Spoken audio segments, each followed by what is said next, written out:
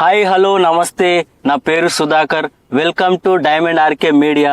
ఇప్పుడు మన ముందు ఒక వ్యక్తి ఉన్నారు. అతను ఎవరో కాదు, శివకుమార్ అనే వ్యక్తి.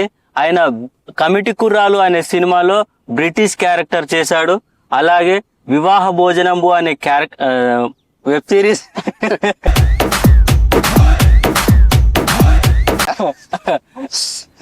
వివాహ భోజనంబు అనే వెబ్ సిరీస్ లో డిప్పడు అనే క్యారెక్టర్ వేసాడు.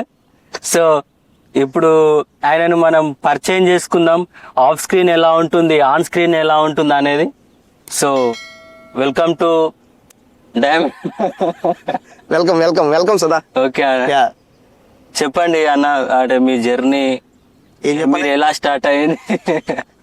అంటే మీరు ఒక నార్మల్ పర్సన్ ఒక మూవీ వరకు ఎలా ఎదిగారు? మీకు ఇట్లా ఇందులో ఛాన్స్ ఎట్లా వచ్చింది కమిటీ కుర్రాలు అనే సినిమాలో? అంటే నడుస్తూ ఉంటే వెళ్తూ వచ్చింది. నడుస్తుంటే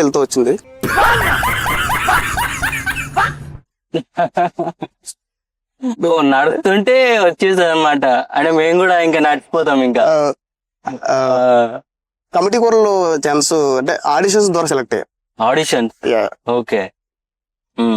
ఆడిషన్స్ ఎట్లా చేశారు ఏంటి? అది చాలా ప్రొడక్షన్స్ లో మారుతూ వచ్చాయన్నమాట. అప్పుడు మా కమిటీ కూరల సినిమా ఒక దగ్గర సెలెక్ట్ అయిన తర్వాత ప్రొడక్షన్స్ మారుతూ వచ్చాయి.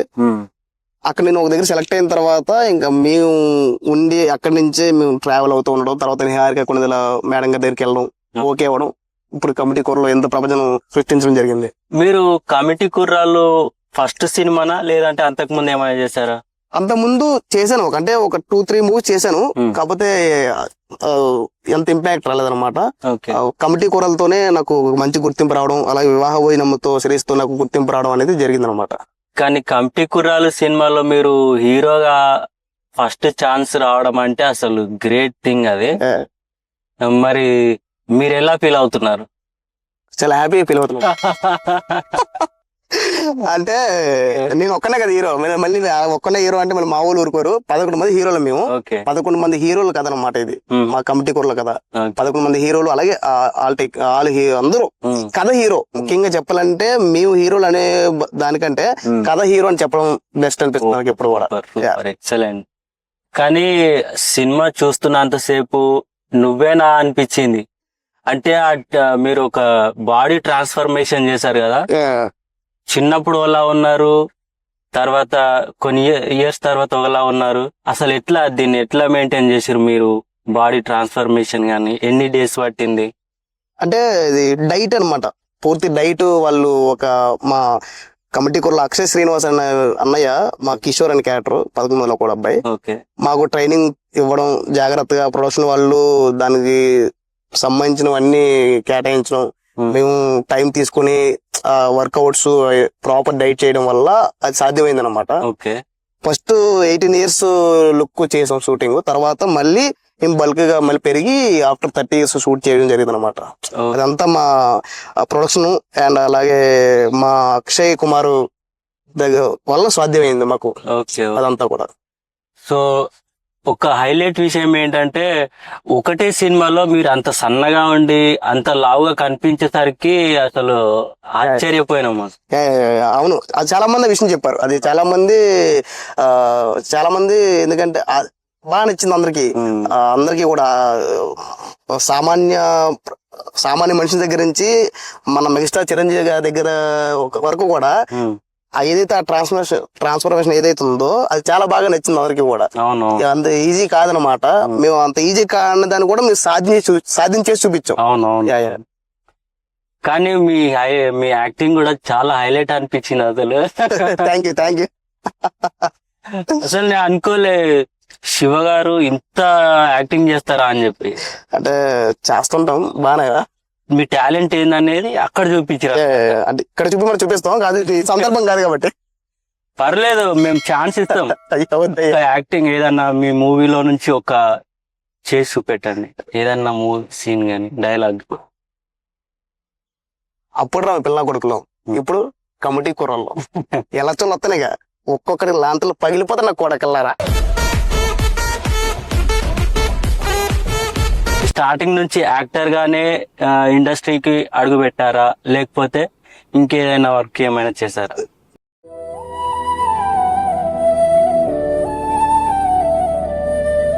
నేను మీరు చూసి ఉంటారు నా ప్రివ్యూ, అంటే నీకు తెలుసు ఆల్రెడీ నేను స్టార్టింగ్ అంటే యాక్టర్ అవుదని వచ్చాను. కాకపోతే డైరెక్టర్ నేను యాక్టర్ అయ్యి అంటే ఎలా వెళ్ళాలో ఏంటో నాకు తెలియదు అనమాట. నాకు ఇండస్ట్రీకి వచ్చాక నేను ఆఫీస్ బాయ్ కానీ స్టార్ట్ అయ్యాను.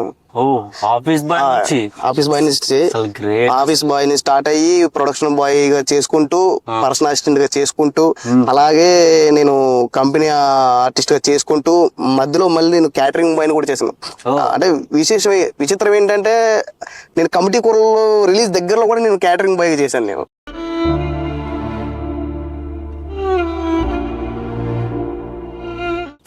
అంటే కొద్దిగా ఆర్థిక ఇబ్బందుల వల్ల చేశాను అన్నమాట.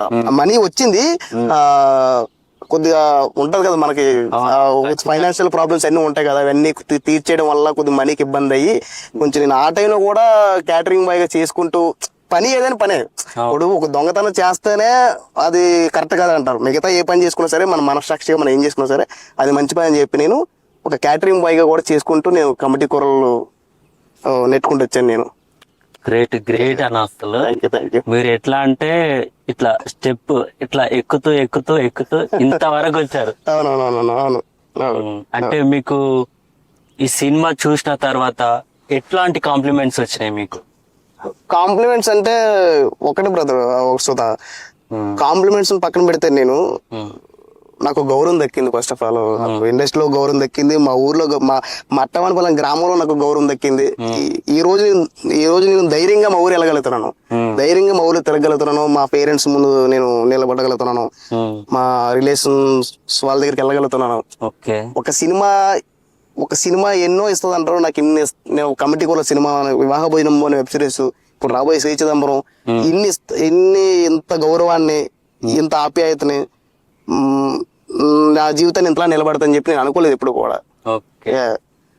అంటే ఒక అబ్బాయి ఒక చిన్న పల్లెటూరు నుంచి సిటీకి వచ్చి అతన్ని ఫేస్ ఒక స్క్రీన్ మీద చూసుకున్న తర్వాత ఆ ఊరు ప్రజలు ఎంత ఆనందపడిపోయి ఉంటారు అసలు, అది మీకే తెలిసి ఉంటది. అవును. అది ఎందుకంటే మనం ఎక్కడి నుంచో వచ్చిన వాళ్ళం, అది కష్టపడే తత్వం ఉంటే, కష్టపడి పైకి వచ్చిన కష్టపడేవాడు ఎవరికి అయినా సరే కళామ తల్లి ఒక దారి చూపిస్తుంది అన్నది నిజంగా చాలా మందితో ప్రూవ్ అయ్యింది. అది నాతో కూడా ప్రూవ్ అయ్యింది. నేను కష్టపడి పైకి వచ్చిన వాడిని కళామ తల్లి నిజంగా దారి చూపింది. ఒక కమిటీ కూరల సినిమాలో 11 మందిలో నన్ను ఒకని చేసి, అలాగే వివాహ పోయిన వెబ్ సిరీస్ తో జనాలు అందరికి దగ్గర చేసి, అసలు ఎలా ఉందంటే బ్రిటిష్ డెప్పుడు అసలు నన్ను జనాలు ఆడుకుంటారు నిజంగా. బ్రిటిష్ అని పిలవాలా, డెప్పుడు అని పిలవాలా, చౌకని మట్ట అని పిలవాలా, అసలు క్లారిటీ లేకుండా పోయింది. నాకు తెలిసి అయితే ఆ బ్రిటిష్ ఏమో గానీ ఈ వివాహ భోజనంబు అనే వెబ్ సిరీస్ లో నీ వీడియో తెగ వైరల్ అయిపోతుంది. అవును, ఒక డైలాగ్ ఉంటది కదా, డైలాగ్ ఈ అడ్రస్కి వెళ్ళాలి బాబు, ఈ అడ్రస్కి వెళ్ళండి ఇలా అందరికి చెప్పుకుని పోతే ఎప్పటికి వెళ్తారు? నిజంగా అసలు చాలా వైరల్ అయిపోయింది. అవునవునవును. అది అంటే నాకే రీల్స్ పంపిస్తున్నారు. బేసిక్ ఏం జరిగిందంటే మా క్లాస్మేట్స్, మా ఫ్రెండ్స్, మా రిలేటివ్స్ అందరూ కూడా నా వాట్సాప్ కి, నా ఇన్స్టాగ్రామ్ కి మళ్ళీ రీల్స్ షేర్ చేస్తా ఉన్నారు. అంటే అది అంతలా వచ్చిందంటే బ్రిటిష్ క్యారెక్టర్ వల్ల. ఎందుకంటే నేను కమిటీ కూరలో బ్రిటిష్ క్యారెక్టర్ చేయకపోతే, నాకు ప్రసాద్ బెహ్రా ఎవరో తెలియకపోతే నన్ను ఎందుకు తీసుకుంటారు సిరీస్ లో? కాబట్టి నా మూలం ఏదైనా సరే నాకు కమిటీ కూరలో బ్రిటిష్ అని చెప్పుకుంటాను నేను. మొత్తానికి బ్రిటిష్ చేశారు, డిప్పాడ్ చేశారు. అంటే వెరైటీ ఉన్నాయి ఈ క్యారెక్టర్స్ నేమ్స్. మీరు నిజంగా ఒక పాటలు కూడా పాడతారంటగా, మీతో హిడెన్ టాలెంట్స్ ఎక్కువ ఉన్నాయంట కదా. ఎవరయ్యా నీ చెప్పింది? నాకు అర్థం కాదు. నేను చాలా తెలుసుకున్నా, మీ ఇంటర్వ్యూ చూసిన, పర్సనల్ కూడా తెలుసుకున్నా. పాటలు పాడతావని తెలిసిందే. అంటే నేను చదువుకునేటప్పుడు పాడేవాడిని. చదువుకున్నాను. చదువుకోకుండా ఎంత దూరం రాగలవా, అసలు హైదరాబాద్ లో బతకగలవా అని ఇంటర్మీడియట్ చేశాను. గ్రూప్ నేను సిఈసి గ్రూప్ చేశాను. అంటే ఫస్ట్ ర్యాంక్ మనకి ర్యాంకులు వద్దండి, అంటే ఒక ఇంటర్వ్యూ చేస్తాం, చదివామా చదివామని అంటే చదివామా లేదనంటే రేపు పొద్దున్న ఎక్కడికి వెళ్ళి బతకాలన్నా మనకి ఏమైనా తెలియాలన్నా కనీసం ఉండాలి కదా. చదువు అనేది లేకపోతే మనకు బ్రతకడం అనేది కష్టం. ఆ రోజుల్లోనే అంత ఆలోచన. అంతే ఆలోచించాలి, లేకపోతే లైఫ్ లో ఫ్యూచర్ కష్టం. అసలు మీకు సినిమా ఇండస్ట్రీకి రావాలని ఎప్పుడు కోరిక కలిగింది? ఎలా వచ్చింది ఇంట్రెస్ట్? అది అంటే నాకు 6th క్లాస్ లో ఉన్నప్పుడు నేను కొద్దిగా ఈ స్కిట్లు వేస్తూ ఉండేవాడిని స్కూళ్ళల్లో. అది 10th క్లాస్కి వచ్చే వరకు ఇంటర్ వచ్చేంత వరకు ఏమైందంటే అది అలా డెవలప్మెంట్ అయితే వచ్చింది. కొద్ది నాలో నాకే ఒక నేను నటుని కాగలుగుతాను, నేను ఏదైనా చేస్తాను, నవ్వుతున్నారు జనాలు. అది నేను సినిమాలలో కూడా బాబు మోహన్ గారిని, కోట శ్రీనివాస గారిని, కొంచెం ఎంఎస్ నారాయణ గారిని వీళ్ళందరూ చూసినప్పుడు, అలీ గారిని చూసినప్పుడు కానీ, సునీల్ గారిని వీళ్ళందరూ ఈ కామెడీ టైమింగ్స్ ఇవన్నీ చూసినప్పుడు ఇది బాగుందబ్బా, భలే ఉంది నిజంగా, అసలు వెళ్దాం మనం కూడా చేద్దాం, నాలో ఎందుకో ఆ టాలెంట్ ఉన్నది, నేను నిరూపించుకుంటాను అని చెప్పి నేను అక్కడి నుంచి స్టార్ట్ అయినాను. మా అన్నయ్య మట్టా వాసు సహకారంతో నేను అక్కడికి అడుగుపెట్టి నేను నాని అన్న ఒక అన్న ద్వారా ఇండస్ట్రీలో ఉండగలిగి వాళ్ళందరూ సపోర్ట్తో ఉండగలిగి ఈ రోజు ఇక్కడ వరకు నేను రాగలిగాను అన్నమాట. ఇప్పుడు మీకు ఇన్స్పిరేషన్ వాళ్ళేనా, ఎవరు అంటే బాబు మోహన్ వీళ్ళేనా? నేను చిన్నప్పుడు ఇండస్ట్రీలో రావడానికి అయితే బాబు మోహన్ గారిని ఇన్స్పిరేషన్ తీసుకున్నాను. ఎందుకంటే మనం చూస్తా ఉంటాం, మనం ఎంత నవ్వుతూ ఉంటాం అంటే కామెడీ ఇప్పటికీ కూడా చాలా బాగుంది, ఎంత నవ్వుతుంటాం. మామగారు సినిమాలో అయితే నువ్వు తినే తిండి పిఎం గారు కూడా తినవట్లేదు. ఆ కామెడీని ఎంత న్యాచురల్ గా ఎంజాయ్ చేస్తాం మనం. నాకు అదే నిజంగా నాలో ఒక నటుడిని తీసుకొచ్చింది నిజంగా, ఆ ఇన్స్పిరేషనే. అట్లా ఇక్కడైతే నాకు ప్రజెంట్ ఇప్పుడు నేను మా హీరో సీరియల్ హీరో కిరణ్ అన్న నాకు బాగా ఇన్స్పిరేషన్ అన్నమాట. ఎక్కడా కూడా తగ్గకుండా పడిపోకుండా చెయ్యాలి అనుకుంటూ నాకు సపోర్ట్ ఇస్తూ కూడా నన్ను ఎంకరేజ్ చేయడం వల్ల నేను ఈ ముందుకు వచ్చాను నేను. సో నీకు 6th క్లాస్ నుంచి ఇంట్రెస్ట్ ఉంది అయితే? 6th క్లాస్ నుంచి అంటే ఇదే స్కిట్లు ఎన్ని చేస్తూ ఉంటారు కదా మన స్కూళ్ళల్లో. ఇప్పుడు ఎవరైనా డైరెక్ట్ వచ్చలేదు కదా, ఇప్పుడు వాడికి ఒక ఇంట్రెస్ట్ ఉండాలి, వాడికి ఒక ఫ్యాషన్ ఉండాలి, వాడికి ఒక గోల్ ఉండాలి, వాడికి పిచ్చి ఉండాలి సినిమా అంటే, వచ్చిన సినిమా అంటే ఇంట్రెస్ట్ వచ్చినోడికి. అలాగా నాకు 6th క్లాస్ లో నుంచి ఆ ఇంట్రెస్ట్ రావడం, అది అలాగా పెరుగుకుంటూ రావడం. తర్వాత మా ఊర్లో ఒక అన్నయ్య మట్ట వాసు సపోర్ట్ ఇవ్వడం, ఆఫీస్ బాయ్గా జాయిన్ అవ్వడం, అలా ఒక ప్రయాణం వచ్చింది. మనకు సపోర్ట్ అనేది కూడా చాలా అవసరం. అవునవును, ఒకరు దారి చూపించాలి, ఎవరో ఒకరు. అవును, లేకపోతే ఇండస్ట్రీలో నిలబడడం అనేది చాలా కష్టం. అవును. ఎప్పుడైనా అనుకున్నావా ఇంత పెద్ద స్క్రీన్ లో నేను వస్తానని?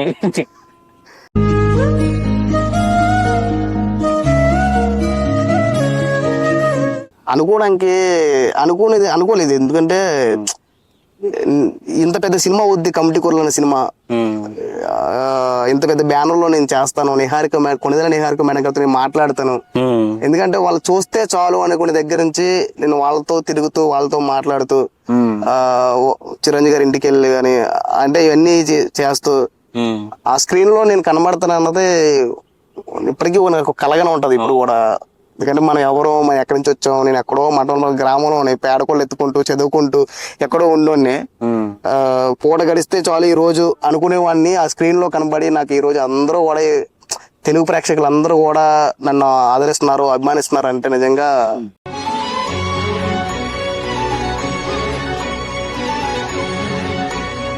కమిటీ కూరలు సినిమాలో నన్ను తీసుకోవడం, సెలెక్ట్ అవడం, ఏదో వంశన్నయ్య దయ వల్ల, నిహారిక కొనిదెల మేడం గారి దయ వల్ల, కో ప్రొడ్యూసర్స్ ఎస్ఆర్డి స్టూడియోస్ దయ వల్ల నేను ఈ రోజు దాన్ని ఎంజాయ్ చేయగలుగుతాను. అలాగే రీసెంట్ గా మన వివాహ భోజనం ప్రసాద్ అన్న దయ వల్ల, ఇన్ఫినిట్ మీడియా దయ వల్ల నేను నిజంగా రుణపడి ఉంటాను వాళ్ళకి. ఎందుకంటే నాకు ఆ బిగ్ స్క్రీన్ లో నన్ను నేను చూసుకున్నానన్నా, ఎంతమందికి నేను ఆదరించగలుగుతున్నానన్నా, నా కామెడీని, నా యాక్టింగ్ అందరూ కూడా వాళ్ళే నాకు ఫ్యూచర్ దేవుళ్ళు నాకు. ఇప్పుడు సినిమా అయిపోయిన తర్వాత మీరు చిరంజీవి గారి ఇంటికి వెళ్ళారు. అంటే చిరంజీవి గారు అంటే మనం ఆయన సినిమాలు ఎప్పటి నుంచో చూస్తున్నాం, చిన్నప్పటి నుంచి, చాలా ఓల్డ్ జనరేషన్ నుంచి ఇప్పటి వరకు చూసుకుంటా వస్తున్నాం కదా. సో నువ్వు ఎప్పుడైనా అనుకున్నావు అసలు చిరంజీవి గారి దగ్గరికి వెళ్తాను, ఇట్లా మాట్లాడతాను అని చెప్పి నువ్వు ఎప్పుడైనా అనుకున్నావు? మనం ఇక్కడ ఇంటర్వ్యూ చేస్తున్నప్పుడు అనుకున్నావా? అనుకున్నావా? అంటే అసలు ఏది కూడా ఎప్పుడు ఎవరు కూడా ఏది అనుకో మనం మనం చేసే ప్రయత్నం, మన కష్టపడే తత్వమే అన్నింటినీ ముందు తీసుకెళ్తుంది. మనం ఏదైతే ప్రయత్నం చేస్తున్నామో, మనకి ఏదైతే అనుకుంటున్నామో, ఆ కళామ తల్లి వెనకాల సపోర్ట్ నిలబడి తీసుకెళ్తుంది అనమాట. ఏది అనుకోని రాదు సుధా. ఎందుకు వస్తుంది ఆ బేసిక్ ఎందుకు వస్తుంది అంటున్నాను. ఇప్పుడు ఈ రోజు ఇక్కడ ఈ పలానా గార్డెన్ లో నేను ఇంటర్వ్యూ కమిటీ కోసం బ్రిటిష్ అనే వ్యక్తిని ఇంటర్వ్యూ చేస్తానని చెప్పి ఎవరు అనుకుంటారా? ఎవరు అనుకోరు. అలాగే మన చిరంజీవి గారి దగ్గరికి వెళ్ళేది కూడా నేను ఎప్పుడు అనుకోలేదు. నేను అది అలా వచ్చింది దేవుడి దయ వల్ల. అదొక ఎప్పటి నుంచో ఉండేది, చిన్నప్పటి నుంచి చిరంజీవి గారు చూస్తున్నాం ఇలా అలా నెరవేరింది. ఆయన ఫస్ట్ టైం చూసినప్పుడు మీ ఫీలింగ్ ఏంటి ఆ క్షణం? అంటే ఆ క్షణం ఎలా ఉంటది అంటే మీకు తెలియదు. ఒక ఫ్యాన్ అంటే మనం చిన్నప్పటి నుంచి టీవీలలో చూస్తున్నాం చిరంజీవి గారిని, చూస్తూ పెరిగిన వాళ్ళం అందరం కూడా, యూత్ కుర్రలందరూ కూడా. మనమే అనుకుంటే మన తాతలు, మా తాతగారు వాళ్ళ దగ్గర నుంచి ఉన్నాగా చిరంజీవి గారు, నాన్నగారి దగ్గర నుంచి కుటుంబం అందరూ చూస్తూ పెరిగిన వాళ్ళం. అలాంటి వ్యక్తి దగ్గరికి వెళ్ళి కలిసారు ఈ రోజు అనుకోవడం అనేది ఇంకా అదే పెద్ద గొప్ప వరం నాకు. జన్మధన్యం. ఇంకా అంతకంటే ఇంకెక్కువ ఏది అనుకోండి నేను. సినిమా ఇండస్ట్రీ అంటేనే ఒక చిరంజీవి గారు అనే అవును వస్తుంది. అవును, అట్లాంటిది ఇంకా మీరు ఆయన్నే టచ్ చేశారు. అవునవునవును. ఇంకోటి ఏంటంటే చాలా మంది ఒక 4-5 సినిమాలు తీస్తే తప్ప ఆయనను కలవడం అనేది జరగదు. అట్లాంటి మీరు ఫస్ట్ సినిమాకి ఆయనను చేరుకున్నారా అంటే అసలు నాట్ ఏ జోక్. అంతే అదంతా మా నిహారిక కొణిదెల మేడం గారు దయ, మా వంశాల దయ అంతా. నిహారిక మేడం మీతో ఎట్లుండేది?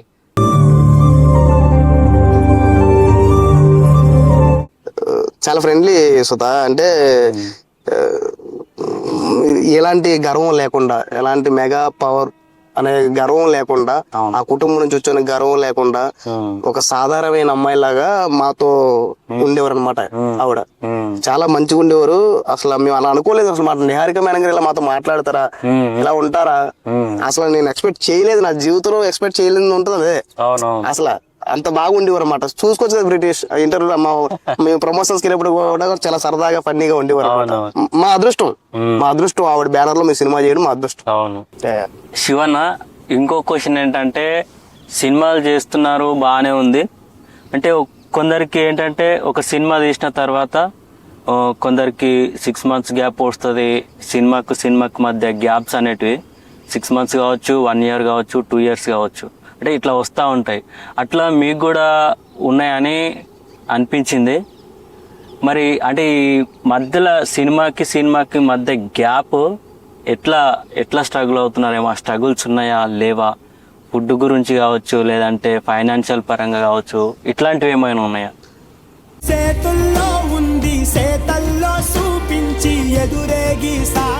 అంటే సుధా, ఇప్పుడు ఉంటాయి, ఎందుకు ఉండకుండా లేవని నేను.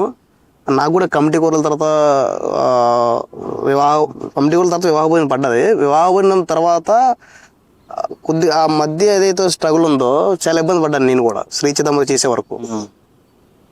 ఎందుకంటే ఫుడ్కి చాలా ప్రాబ్లం అయింది, కొన్నిసార్లు ఫుడ్కి ప్రాబ్లం అయింది.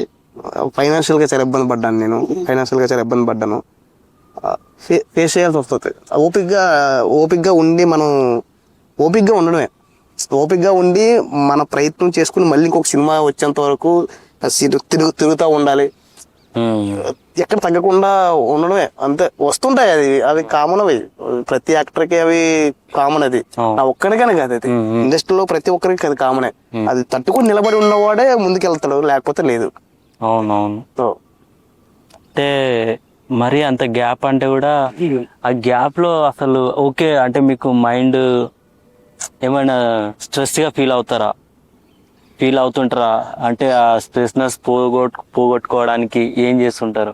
అలా స్ట్రెస్ అనేది అలా ఏం చేస్తుందా అంటే, ఆ టైంలో నేను ఏం చేస్తుంటా అంటే బుక్స్ చదవడం, బుక్స్ చదువుతూ ఉంటాను, నా డైరీని రిపీట్ చేస్తూ ఉంటాను, ఊరు వెళ్తూ ఉంటాను. నేను దేన్ని అంటే ఇప్పుడు షూటింగ్స్ లేవు కదా, ఇప్పుడు ఏం చేయాలి, నా పని అయిపోయింది కదా అనుకోండి ఎప్పుడు కూడా నేను. నా పని అయిపోయింది ఎప్పుడు అనుకోండి ఇప్పుడు నేను కొత్త సినిమాల కోసం నేను వేట మొదలెడుతూ ఉంటాను, కొత్త క్యారెక్టర్ కోసం వేట మొదలెడుతుంటాను, నా ప్రయత్నం చేస్తూ ఉంటాను, నన్ను నేను డెవలప్మెంట్ చేసుకుంటాను. యాక్టింగ్ లో ఇంప్రూవ్మెంట్స్ ఏంటి, ఎలా ఉండాలి, దాని మీద కదా నేను ఫోకస్ పెట్టాలి. ఎందుకు నేను డల్ అయిపోను, అసలు నేను ఎందుకు డల్ అయిపోను, నాకు అవసరం లేదు అది. ఊరు వెళ్తాను, ఒక 15 రోజులు అక్కడ ఉంటాను, ప్రశాంతమైన వాతావరణంలో తిరుగుతాను, మళ్ళీ ఇంటికి వస్తాను, మళ్ళీ యాక్టింగ్ మీద దృష్టి పెడతాను. నన్ను ఎలా నేను ఇంప్రూవ్మెంట్ చేసుకోవాలి, నేను ఆఫీస్కి వెళ్ళి తిరగాలి, ఎలాంటి ఆడిషన్స్ ఇవ్వాలి, నేను ఆ క్యారెక్టర్ లో డెవలప్మెంట్, ఆ క్యారెక్టర్ ఎలా అర్థం చేసుకోవాలి, దాని మీద నేను ఫోకస్ పెడతాను. అసలు అవసరమే లేదు అలా నేను నీరసపడిపోయి నేను సినిమా గ్యాప్ వచ్చింది కదా, ఇప్పుడు ఏం చేయాలి, పరిస్థితి ఏంటి, సినిమాలు రావట్లేదు కదా, అసలు మనకి ఎందుకు రావట్లేదు, మనం ఎలా రీచ్ అవ్వాలి, దాని మీద ఫోకస్ అంతే. అంతేగాని ఇలా డైలామా పడిపోయి అలా ఉండడం అనేది కరెక్ట్ కాదు. అంతే పాజిటివ్ ఏం జరిగినా పాజిటివ్ అంతే. నేను ఆ పాజిటివ్ ఒక్కటే నేను నమ్ముకుంటాను అంతే. నేను నిదానంగా ఉంటాను, కామ్ గా, ఆరోగ్యంగా ఉంటాను, పాజిటివ్ గా ఉంటాను అంతే. మీరు బుక్స్ కూడా చదువుతారా? చదువుతుంటా నేను. నాకు మా రూమ్మేట్ అనే మహాత్రి అనే డైరెక్టర్ అన్న వల్ల అవి అలవాటు అయింది అనమాట. బుక్స్ చదువుతుంటా అప్పుడప్పుడు, మరీ రెగ్యులర్ గా కాదు కానీ అప్పుడప్పుడు నేను ఫ్రీ టైమ్ లో నేను చదువుతూ ఉంటాను, అవి అలవాటు చేసుకుంటూ ఉంటాను. ఏమన్నా ఒక ఏది 2 బుక్స్ పేరు దొరికేసా అంటే రీసెంట్ గా ఒక బుక్ చదివాను నేను, సూత్రధారి అనే బుక్ చదివాను. సూత్రధారి రైటర్ ఎవరు? ద్వారా అయ్యా ఇప్పుడు అన్ని అడిగితే గుర్తులేదు కానీ అంటే నేను అన్ని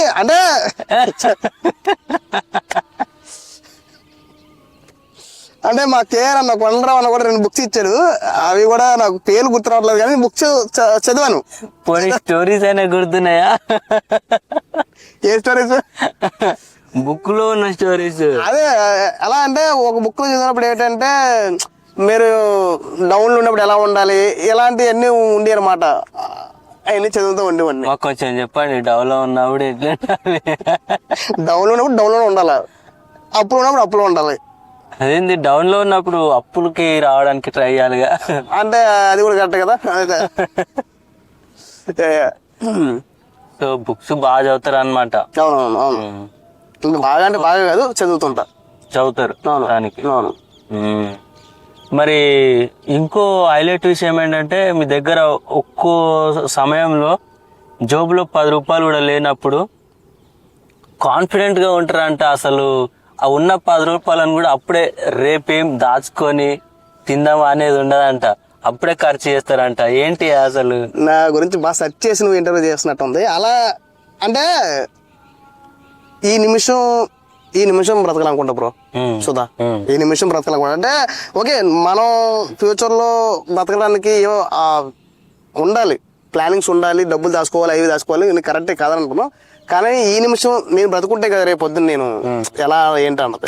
నాకు ఆ ప్లానింగ్స్ ఉంటాయి, ఫ్యూచర్ లో ఎలా ఉండాలి, ఏం ప్లానింగ్స్, ఎలా చేయాలి, ఏంటి, మా ఇంటి వాళ్ళకి ఏం చేయాలి, నేను మా ఊరికి ఏం చేయాలి, మా మటన్ గ్రామానికి ఏం చేయాలి, మా ఫ్రెండ్స్ కి ఏం చేయాలి, నన్ను నిలబెట్టిన నా ఫ్రెండ్స్ కి ఏం చేయాలి, అన్ని గుర్తుంటాయి. కానీ నా దగ్గర 10 రూపాయలు ఉంటే 10 రూపాయలు ఖర్చు పెడేస్తా.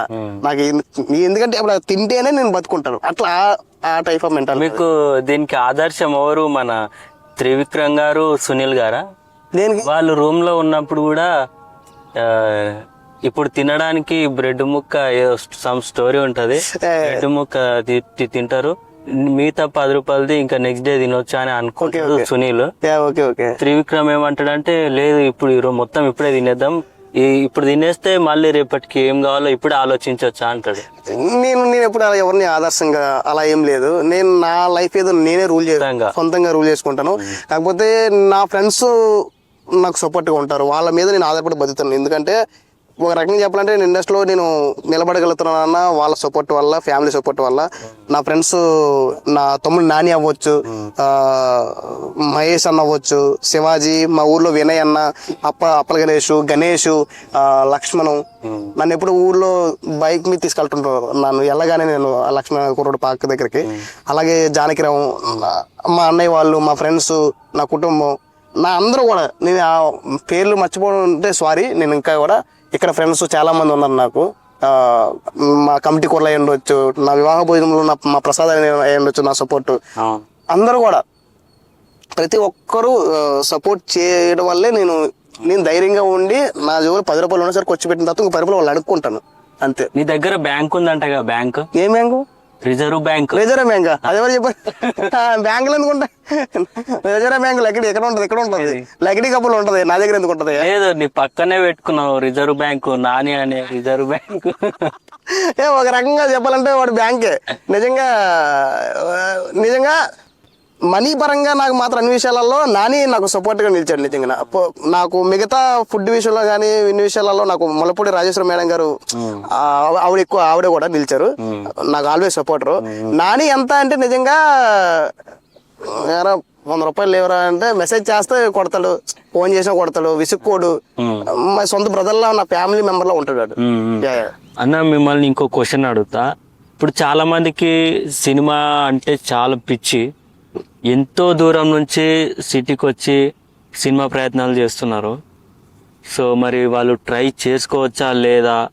మీ సైడ్ నుంచి ఏదైనా సజెషన్ ఇవ్వండి వాళ్ళకి. అదే అంత గొప్ప అని కాదు సుధాన్ని, అంటే సజెషన్ ఇచ్చేందుకు గొప్ప అని కాదు. అయ్యో మీరు నన్ను క్వశ్చన్ ఎందుకు అడుగుతున్నా తెలియదు కానీ అందుకు గొప్ప అని కాదేమో. అంటే నేను కూడా స్ట్రగుల్ అవుతున్నా కాబట్టి యూజ్ అవుతుంది అని అంతే చెప్పు. మీకోసం అయితే ఓకే. అంటే రావచ్చు సుధా, ఇప్పుడు రాకూడదని ఎవడో రూల్ ఇక్కడ ఏం లేదు. కానీ నేను ఏమంటానంటే వచ్చిన వాళ్ళు చాలా మందిని అబ్జర్వ్ చేసింది ఏంటంటే వాళ్ళు వచ్చే పని ఒకటి చేసే పని ఒకటి, వాడు పూర్తి అది వదిలేసి తర్వాత ఎక్కడికో వెళ్ళిపోతుంది పని. ఒక థాట్ మీద నిలబడడం, మనం ఏదైతే వచ్చామో పని చేయడం అనేది చాలా మంది వదిలేశారు. చాలా మంది అడుగుతుంటారు, నేను ఆర్టిస్ట్ అవుతాను వచ్చానన్నా అంటాడు. అసలు అవడు ఒక 7 సంవత్సరాలు 9 సంవత్సరాలు 10 సంవత్సరాలు అయిపోతుంటది, అలా వెళ్ళిపోతుంటది లైఫ్. నేను స్టార్టింగ్ వచ్చిన వాళ్ళు కూడా మా ఇద్దరు అడిగాను, ఆర్టిస్ట్ అవుతాను వచ్చిన వాళ్ళు నాతో పాటు ఇంకా అవ్వలేదు.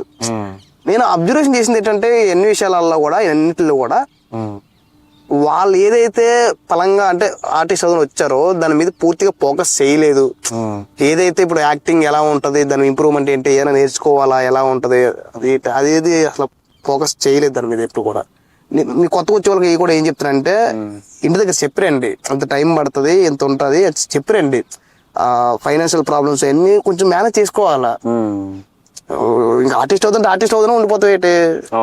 ఉండిపోతాయి. ఏదైనా మనం పని చేసుకోవాలి, వర్క్ చేసుకుంటూ దాన్ని ఒక రూట్ ప్రకారం, ఒక ప్లానింగ్ ప్రకారం సెట్ చేసుకుంటూ వెళ్ళాలి. అది ఒక నీకు నమ్మకం ఉండాలి, నేను ఇది చేసుకుంటూ అది చేసుకోగలుగుతాను, అది కాన్ఫిడెన్స్ రావాలి నీకు. అది ఉండాలన్నమాట. వచ్చే వాళ్ళందరినీ అదే చెప్తాను అనమాట. ఎవరు దేన్ని వదిలేసిన అవసరం లేదు జీవితంలో, లైఫ్ లో. నువ్వు ఏదైతే గోల్ పెట్టుకున్నావో అది పెట్టుకొని రావచ్చు, కాకపోతే అది మర్చిపోయి మధ్య చాలా మంది చూస్తున్నాను రీల్స్ కి అలవాటు పడిపోయి, మొబైల్స్ కి మొత్తానికి ఫోన్ కి అలవాటు పడిపోయి ఒక half an hour 1 hour 2 hours లేవగానే ఒక హాఫ్ అన్ అవర్ 1 అవర్ నీకు అదే అలవాటు అయిపోయి టైం మొత్తం అందులోనే వెళ్ళిపోతే నువ్వు ఇంకేం ఆర్టిస్ట్ అవుతావు, నువ్వు ఇంకేమన్నా గోల్ రీచ్ అవుతావు, నువ్వు ఇంకేమైనా చేయగలుగుతావు ఏమన్నా లైఫ్ లో అన్ని. చాలా మందికి చెప్పేది అదే. నా ఫ్రెండ్స్ అని కదా, నాకు చాలా మంది చూస్తున్నాను నేను. నాకు అది నాకు చాలా మందికి నేను చెప్పాలనే ఆలోచన కూడా పోయింది. అందుకే నాకు ఎప్పుడైనా చెప్పినా సరే వాడు వినడు. ఒకసారి వింటాడు, 2సారి వినడు, ఇంకా 3సారి నీకు చెప్తే ఏమనుకుంటాడు. నాకు అందుకే ఇంకా ఎప్పుడు ఎవరు చెప్పలేదు. ఒక కొత్త వాళ్ళకి ఒకరికి చెప్పాలనుకుంటే మాత్రం నేనైతే చెప్పేది ఒకటే, ఒక అన్నగా ఒక బ్రదర్గా నేను చెప్పేది ఏంటంటే ఇండస్ట్రీ పరంగా మీరు రండి, మీ గోల్ రీచ్ అవ్వండి. ఏదైతే గోల్ పెట్టుకుంటారో దానికోసం కష్టపడండి, తెలుసుకోండి అది ఎలా ఉంటుంది ఏంటి, దానికోసం ఏం చేయాలి, మనం ఎలాంటి ప్రాక్టీస్ చేయాలి, ఎలా ఉండాలి అనేది ఒకటి అయితే మాత్రం కంపల్సరీ తెలుసుకోవాలి.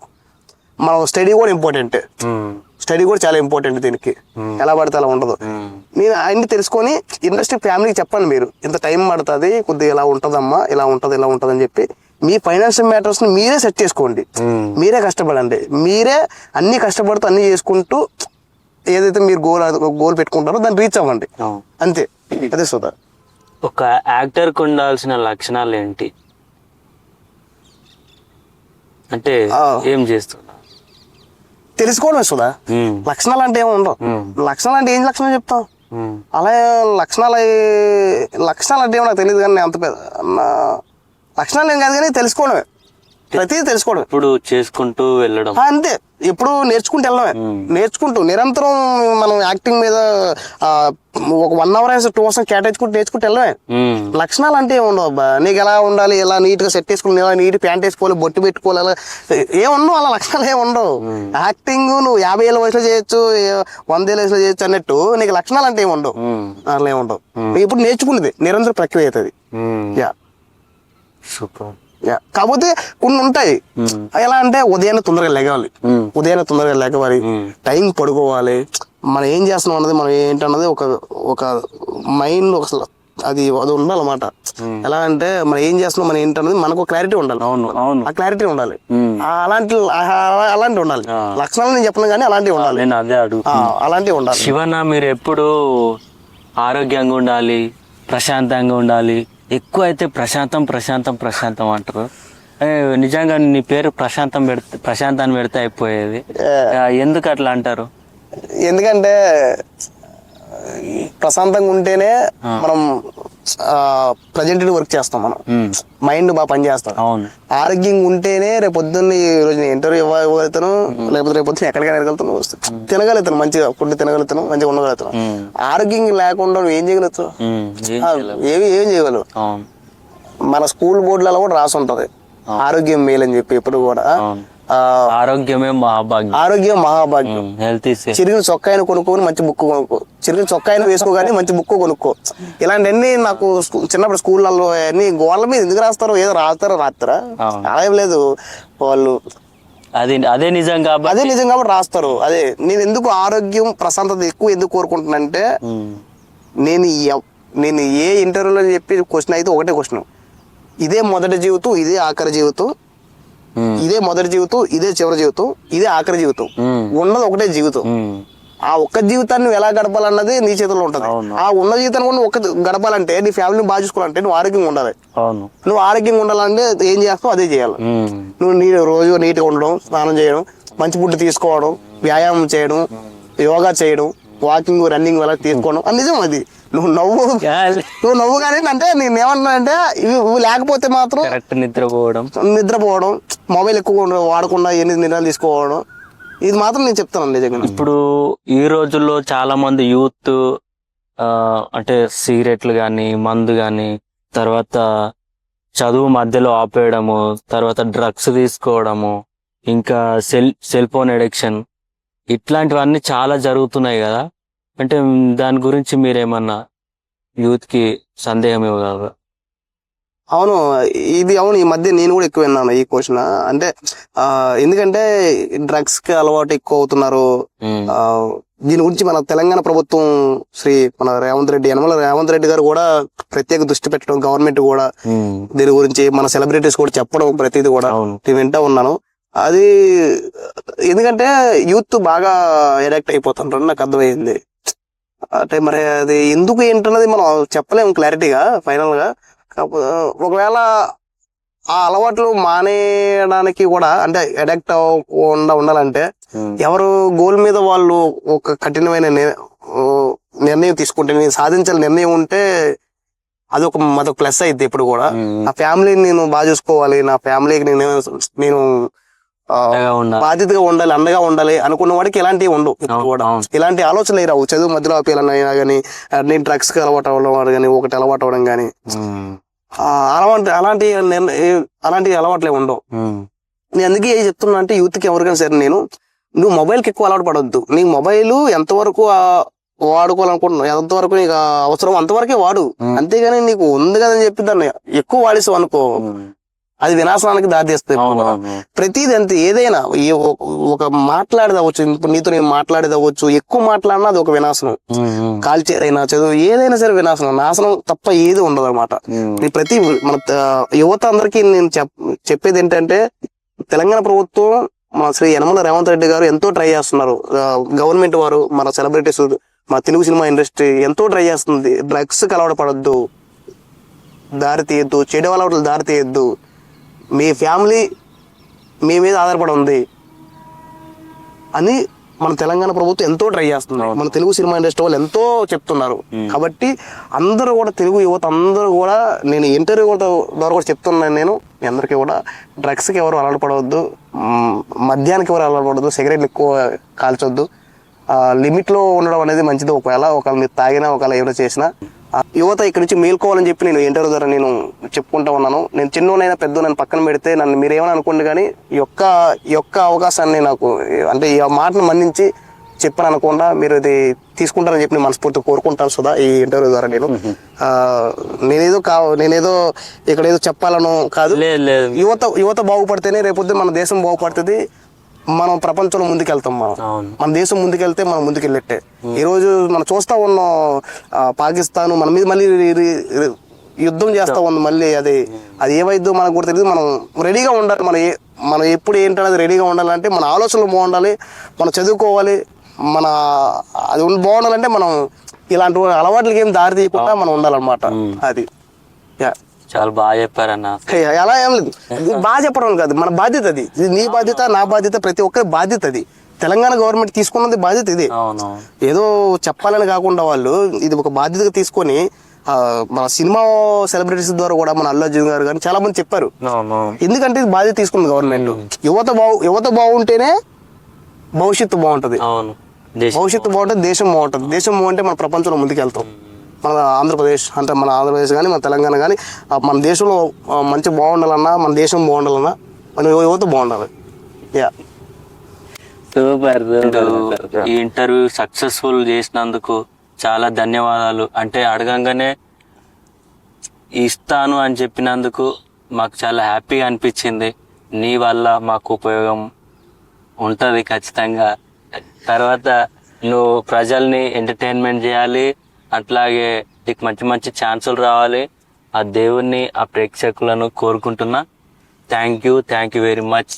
Thank you Sudha. ఈ ఇంటర్వ్యూ ఇస్తే నాకు ఏదో వస్తుందనో, నాకు ఏదో డబ్బులు వస్తానో, లేకపోతే నాకేమంటే నాకు టైం వేస్ట్ అవుతానో, నాకు నలుగురిని తిట్టుకుంటారనో ఇంటర్ అని అనే ఉద్దేశంతో నేను ఎప్పుడూ ఉన్నాను.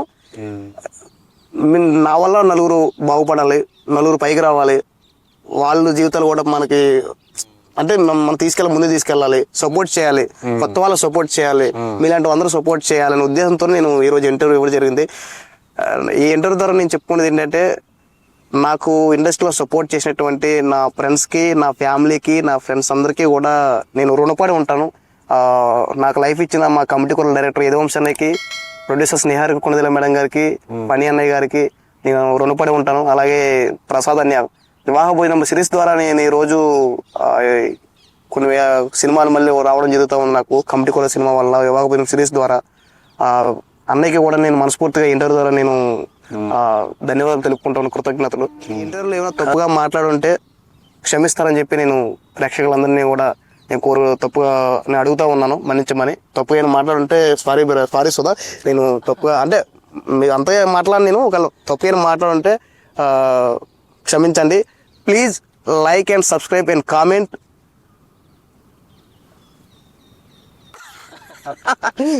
అదేంటి డైమండ్ ఆర్కే మీడియా సబ్స్క్రైబ్ చేసి please like and comment and subscribe. Like and మళ్ళీ మర్చిపోయారు సుధా. లైక్ ఛానల్ పేరు చెప్పు. లైక్ అంటావా చెప్పు. Diamond RK media. Please like, subscribe and comment. Diamond RK మీడియాని మీరు సబ్స్క్రైబ్ చేసుకోండి. ఇంకా ఇది నా ఫస్ట్ ఇంటర్వ్యూ అన్నారు వీళ్ళు. నీ సపోర్ట్ కావాలన్నయ్య, నీ సపోర్ట్ ఇస్తే చాలా మంచిగా మేము బ్లెస్ అవుతామని చెప్పారు. నా బ్లెస్సింగ్స్ ఎప్పుడు ఉంటాయి సుధా మీకు, ఎప్పుడు కూడా నా బ్లెస్సింగ్స్ ఎప్పుడు ఉంటాయి మీకు. త్వరలో ఈ ఛానల్తో మీరు మీ ముందుకు వస్తున్నారు. ఈ ఛానల్ని మీరు పైకి తీసుకురావాలని, ఈ ఛానల్ మెయిన్ అయినటువంటి మన కృష్ణని మీరు అందరూ కూడా సపోర్ట్ చేయాలని, అలాగే సుధాను కూడా సపోర్ట్ చేయాలని చెప్పి నేను మనస్ఫూర్తిగా కోరుకుంటా ఉన్నాను. సో ఇంత ఓపికగా చూసినందుకు మీకు ధన్యవాదాలు. అలాగే ఇది మన కొత్త ఛానల్, అంటే ఇలానే ఇంటర్వ్యూస్ అవుతా ఉంటాయి, మీరు చూస్తూ ఉండండి. Please like and subscribe and comment. Diamond RK media. Thank you. Bye. అందరికీ నమస్కారం అండి. ఫ్రెండ్స్ అందరూ కూడా ఈ యొక్క డైమండ్ ఆర్కే మీడియాని సపోర్ట్ చేస్తారని, మన కొండగల కృష్ణని మీరు సపోర్ట్ చేస్తారని, మన అలాగే సుధా ఇంటర్వ్యూస్ చేస్తా ఉంటాడు, ఇలాగే పచ్చగడ్డలలో చేస్తా ఉంటాడు, అది ఇంటర్వ్యూస్ చేస్తా ఉంటాడు. ఈయన మాకు ఎప్పుడు ఇట్లా ఒక స్పాన్సర్ గా ఉండాలని స్పాన్సర్ కదా ఇది కట్ చేయాలి ఎడిటర్ గారు. ఇలా వస్తా ఉంటాయి అప్డేట్లు వస్తా ఉంటాయి, మీరు అందరూ కూడా సపోర్ట్ చేస్తే మంచి మంచి వీడియోస్ వీళ్ళు చేస్తూ ఉంటారు, మంచి మంచి వీడియోస్ చేస్తూ ఉంటారు, ఇంటర్వ్యూస్ వీడియోస్ అలాగే షార్ట్ ఫిల్మ్స్ కూడా వీళ్ళు ప్లాన్ చేస్తున్నారు, వెబ్ సిరీస్ కూడా ప్లాన్ చేస్తున్నారు. మరికొంతమందికి కూడా వీళ్ళందరూ కూడా వీళ్ళు అవకాశాలు ఇస్తారు. వీళ్ళు మన కొండగల కృష్ణ కూడా ఈ యొక్క యూట్యూబ్ ఛానల్ కృష్ణ కూడా యాక్టర్, ఆ అబ్బాయిని కూడా మనం సపోర్ట్ చేయాలని చెప్పి మనస్ఫూర్తి కోరుకుంటున్నాం. థ్యాంక్స్ అందరికీ కూడా. అదనంగానే మంచి మాకు సపోర్ట్ ఇచ్చారు, మీలాగా మాకు అందరు సపోర్ట్ ఇవ్వాలని కోరుకుంటున్నాను. థ్యాంక్ యూ ధన్యవాదాలు. డైమండ్ ఆర్కే మీడియా సబ్స్క్రైబ్ చేసుకోండి, మరిన్ని అప్డేట్స్ త్వరలో వస్తుంటాయి. ఆయన గుర్తులేనట్టు మీరు మర్చిపోకండి. Bye bye bye bye bye.